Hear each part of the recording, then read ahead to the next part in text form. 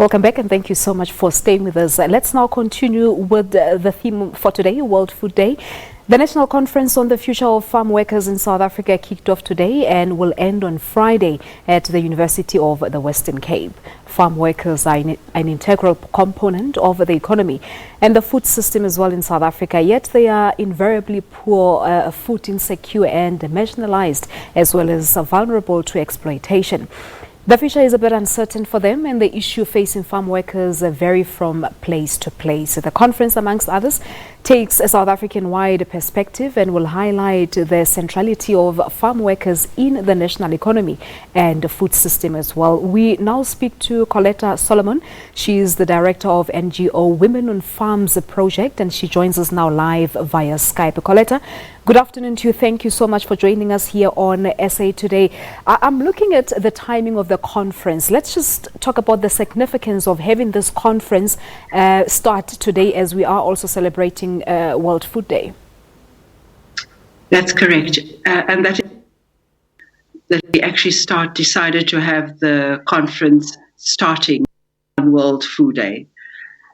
It's also to highlight the fact that it's one of the perversions of our country that the people who are using the food that don't have enough food to feed themselves, are unable to feed their families, and are unable to afford the very food that they produce.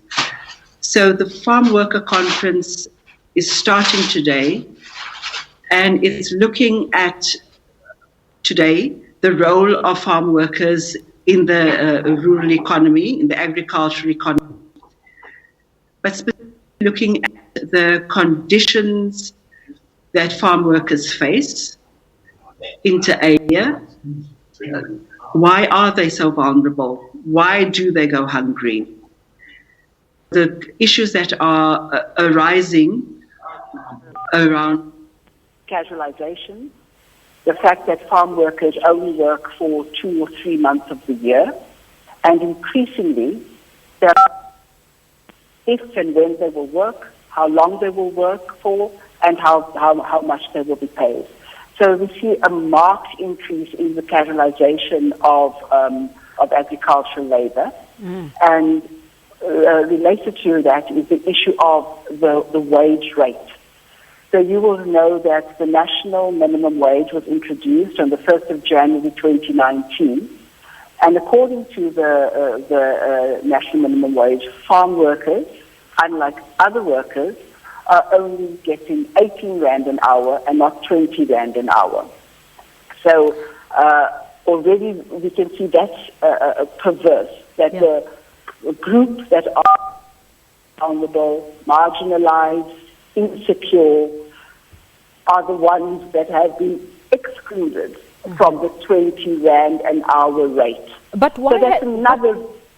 But why has not so much happened since 1994, as you say, in terms of violations of labor rights and perhaps accelerating pace of evictions and casualization as well? Why have we not seen any transformation in the sector?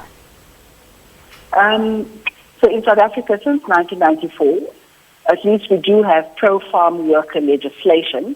So we've got legislation that is intended to protect the labor rights of farm workers. We have legislation that is intended to protect the tenure rights of farm workers.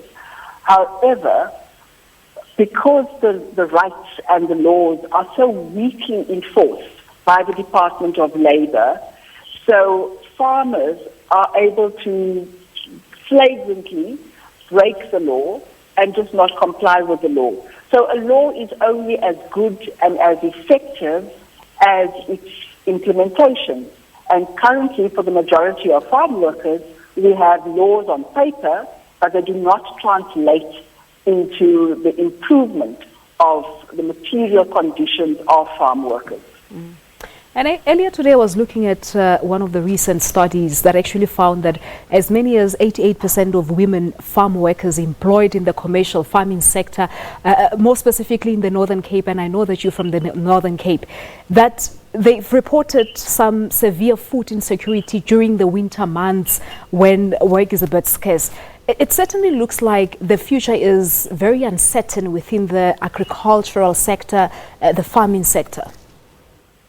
Yes, well, if we, let me put it this way, if we continue within the current existing paradigm of looking at employment and looking at wages and so on, yes, every few years wages will go up by a few rands. Workers will be a tiny little bit better off in terms of the wages. But in terms of the overall sector, we see that there are massive changes underway.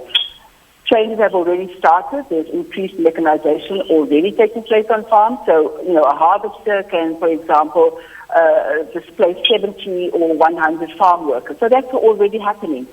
But with the fourth industrial revolution, that we're already starting to see slowly happening on farms with robotics and artificial intelligence and so on, more and more farm workers will be displaced from the traditional work on farms. And that's why this conference is so important, because it comes at a time when farm workers are very insecure, their livelihoods are very precarious. This conference brings together farm workers, academics, researchers, government officials, as well as government ministers to say, let us think proactively about the future that we want. With the fourth industrial revolution imminent, what do we need to do to ensure that livelihoods for farm workers are more secure? What are the sustainable alternative livelihoods that are needed in rural areas? If there's no longer guaranteed work on farms, what do we need to see in place? And central to that discussion is the issue of land expropriation without compensation. We need to start asking the question, what are we going to do with the land that is expropriated? Who needs land? How much land do people need? And farm workers and farm dwellers who are currently landless need to be fast-tracked.